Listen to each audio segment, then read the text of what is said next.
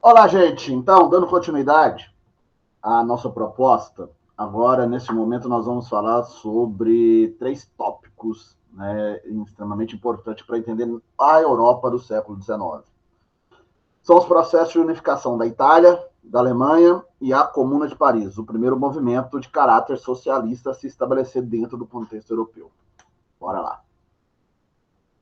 Então, falar das unificações da Itália, Alemanha e da Comuna de Paris é falar sobre um contexto na Europa que está direcionado ali após a segunda metade do século XIX.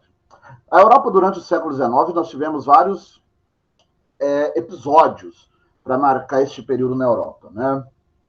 Tivemos o fim ali, tivemos ali no início as guerras napoleônicas, veio o Congresso de Viena, logo depois veio os movimentos, né, da Primavera dos Povos, as revoltas liberais, logo depois veio, né, os movimentos dos anos da década de 1900, da década de 1830, na França, mais especificamente, e agora vamos entrar no processo das unificações. Tá? Para entender as unificações, é preciso entender que a situação do contexto territorial da Europa após o Congresso de Viena. Durante muito tempo, né, durante alguns anos, melhor dizendo, o território europeu esteve ali sobre a chancela e o domínio de Napoleão, do imperador francês Napoleão. Após a Batalha de Waterloo e a prisão de Napoleão, né, que se consolida ali definitivamente, a Europa entrou no processo de reconfiguração, né, e recolocação dos seus espaços territoriais a partir do Congresso de Viena. E esse Congresso de Viena estabeleceu toda a reconstrução territorial da Europa, a reconfiguração territorial dos países, né, dentro do princípio da legitimação. E nesse contexto, Itália e Alemanha foram totalmente repartidas. Tanto o território italiano como o território alemão, eles foram totalmente desfragmentados, né, surgindo diversas unidades políticas dentro desses territórios. A situação da Itália ficou a seguinte: a Itália, então, a Península Itálica, ela já era dividida em diversos reinos, né, dentro desse contexto, ali no século XIX, e durante as revoluções liberais do século XIX, você teve todo um processo de maior desfragmentação daquele território. Então veio o Congresso de Viena, e esse Congresso de Viena, ele manteve essa estrutura da Península Itálica toda desfragmentada em diversos reinos. Tá? Só que esses diversos reinos não criavam um espaço, né, político, social, econômico, que não favorecia o próprio contexto geral da Península Itálica. Porque você tinha reinos ali católicos, reinos mais desenvolvidos ao sul, reinos atrasados ao norte. Então você tinha um contexto que você não tinha uma unidade territorial e muito menos uma unidade desenvolvimentista. E daí veio a ideia de se pensar por que não unificar esse território. Né? A unificação que vai fazer desse território voltar a ter condições de ter um pleno desenvolvimento. E essa ideia de unificação partiu lá de Giuseppe Mazzini, que criou um movimento defensor da unificação chamado Jovem Itália.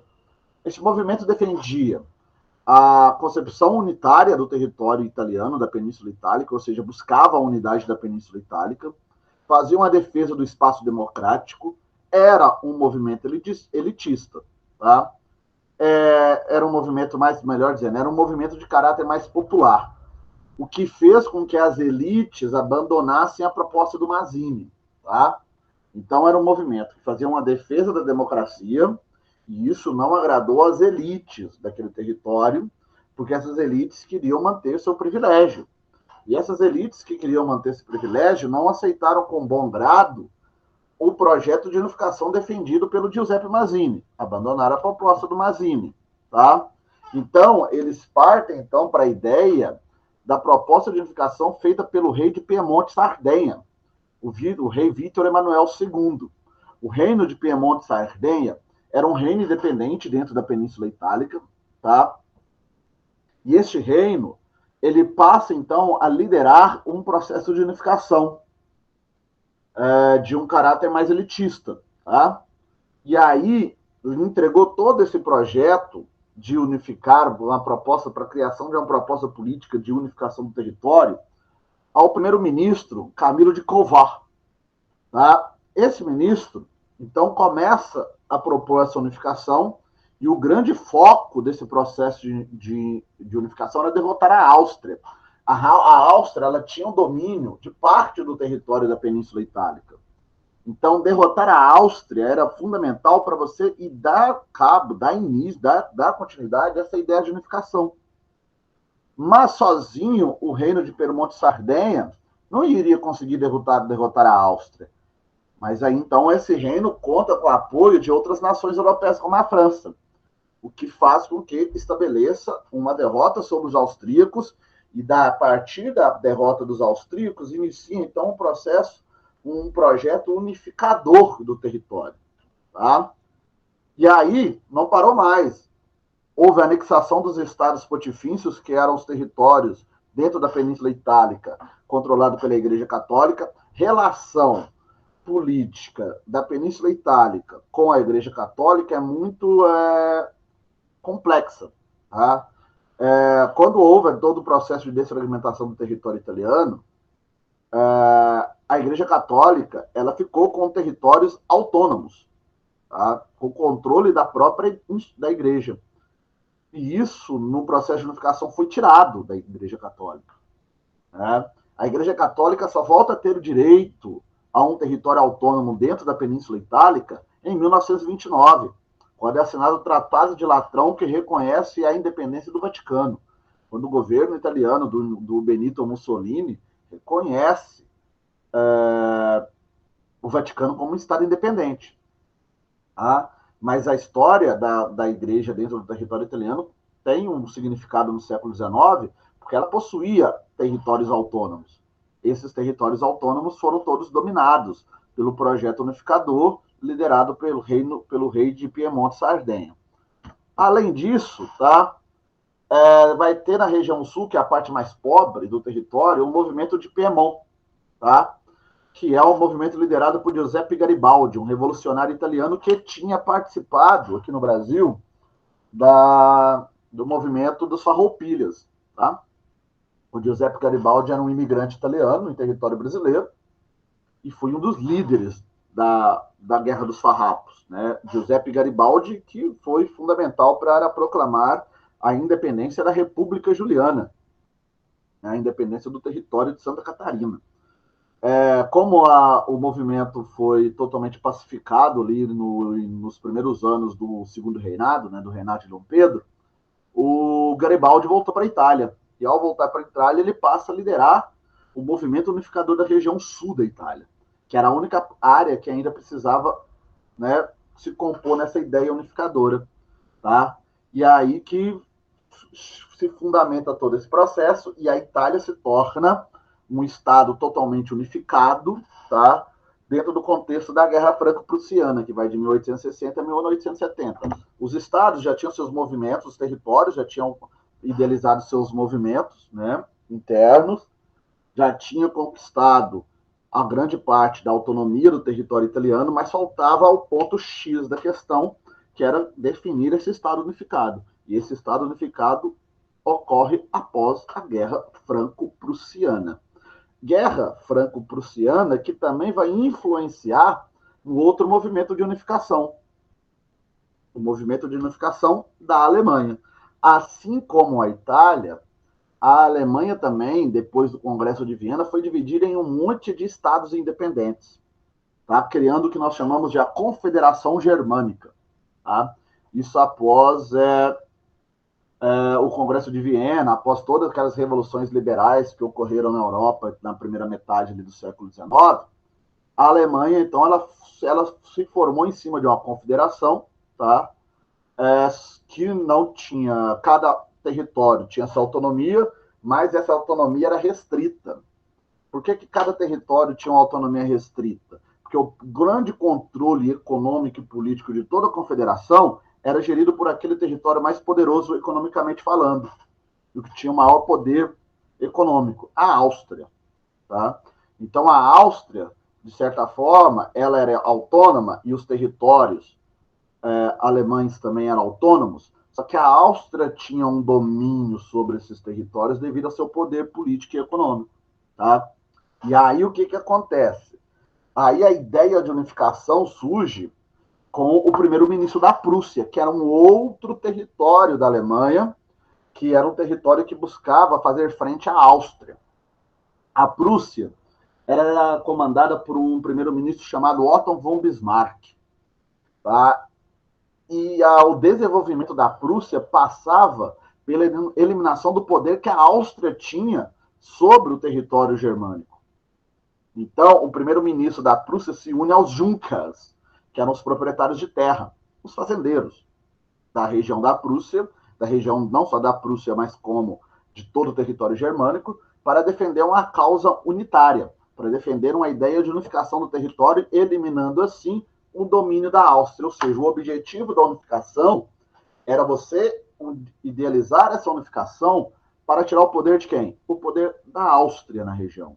E Otto von Bismarck, o primeiro-ministro da Prússia, é o cara encarregado de conduzir isso juntamente com os Junkers. Tá? E aí o primeiro passo para idealizar essa unificação é a criação de uma união aduaneira, tá? Que seria a Zollverein. Essa Zollverein seria a união econômica de todos os países, de todos os territórios da Confederação Germânica, exceto a Áustria. A ideia dessa confederação era eliminar as barreiras alfandegárias entre os territórios membros da Zollverein, se fortalecer economicamente e fazer frente ao território mais rico daquele espaço, que era a Áustria. Então, sobre o controle da Prússia, essa união aduaneira ela vem com esse objetivo: fortalecer os demais membros da Zollverein, juntamente com a Prússia, para fazer frente ao poder exercido pela Áustria. Feito isso, tá, começa a fase militar da unificação da Alemanha. Depois da Zollverein, iniciam uma série de ações militares que vai unificar o território alemão. Primeiro é a Guerra dos Ducados, em 1864, tá? Que é o momento que você vai ter uma pacificação entre a Áustria e a Prússia para derrotar a Dinamarca, que também tinha territórios ali na região germânica, tá? Veio a Guerra Austro-Prussiana, de 1866, aí já é um embate entre a Prússia e a Áustria, tá? E aí Bismarck consegue vencer, tá? E essa guerra ela é idealizada por quê? Porque após a Guerra dos Ducados, a Áustria e a Prússia assinaram uma série de acordos pós-guerra. Só que a Áustria não cumpriu nenhum desses acordos. Foi aí que Bismarck decidiu, então, entrar em guerra contra a Prússia. E isso já era um ponto fundamental, que era entrar em guerra com a Prússia, não seria a Prússia entrar em guerra contra a Áustria, não era apenas ali mais um projeto prussiano, mas sim um projeto de derrotar o poder austríaco e levar adiante o quê? A unificação da Alemanha, que alcança seu máximo na Guerra Franco-Prussiana. É quando a Prússia, já fortalecida, né, já como a principal força política e econômica ali daquela região, entra em guerra com a França, derrota, né, os franceses, e a França se vê obrigada a repassar um dos últimos territórios germânicos que não estava sobre a chancela do poder germânico, que era o território de Alsácia-Lorena. Que isso aí, depois, lá na Primeira Guerra Mundial, vai criar o tal do revanchismo francês. Tá? Um dos motores que impulsiona ali a guerra da Primeira Guerra Mundial, os franceses para dentro da Primeira Guerra Mundial. E aí, com isso, né, essa situação, a França, com a derrota da França e a anexação da Alsácia-Lorena, o território germânico alcança sua unificação plena. Tá? Nascia aí o território que hoje nós chamamos de Alemanha. Tá? E para fechar, a Comuna de Paris. Tá? A Comuna de Paris acontece no contexto que vai pouco após a publicação do Manifesto do Partido Comunista por Karl Marx e Friedrich Engels. Tá? Então, será um movimento que está ligado diretamente à obra marxista. Tá? E como que começa esse movimento? A França, tá? Na Guerra Franco-Prussiana, tá? Os prussianos derrotam os franceses, e a França naquela época era governada por Napoleão III. A derrota da França faz Napoleão III ser deposto do poder e assim se proclamar mais uma fase republicana na França. Então a França, depois da Guerra Franco-Prussiana, depois da deposição de Napoleão III, proclama a república, essa república passa a ser controlada por um chanceler, um ditador chamado Adolfo Thiers. Tá? O governo de Thiers era um governo autoritário e antipopular. Era um governo autocrata. Tá? Era uma ditadura. Tá? Em 1871, então, anarquistas e mais comunistas se unem para organizar uma revolta. O objetivo dessa revolta era tomar o controle político de Paris e implantar o chamado governo dos comunas, que seria a primeira experiência governamental socialista. Tá? E eles conseguem esse objetivo. Os anarquistas e os comunistas tiram do poder o Thiers, declaram a comuna. Tá? Nasce aí a Comuna de Paris. Tá? Então, a Comuna de Paris vai ser o primeiro governo, a primeira experiência governamental socialista a se estabelecer em território europeu. Okay? Só que iniciou, após isso, uma série de conflitos internos que impossibilitou a própria manutenção da ordem política da Comuna, o que facilitou a retomada do poder pelas elites lideradas pelo Thiers. Para recuperar o poder, Thiers contou com o apoio de tropas prussianas, que já tinham derrotado a França naquela época. Tá? Só que agora os prussianos se tornaram aliados de Adolf Thiers. E assim, pouco mais de 70 dias depois, o governo da Comuna estava sendo deposto.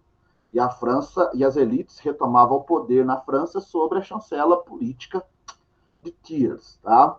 Então, a importância da Comuna de Paris é você entender a Comuna de Paris como a primeira experiência governamental socialista idealizada após um ato de revolta. Tá? Não chegou a ser uma revolução, mas foi uma revolta organizada por anarquistas e comunistas. Ok? Então, é isso. Tá?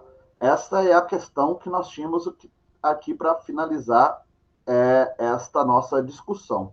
Então, a ideia aqui era entender como se deu o processo de unificação da Alemanha, como se deu o processo de unificação da Itália, a formação dos dois territórios unificados, e o primeiro movimento de características socialistas a se estabelecer dentro do contexto europeu, levando a Europa a assistir à ascensão ao poder de uma primeira experiência governamental socialista, a Comuna de Paris. É isso que nós tínhamos por hoje.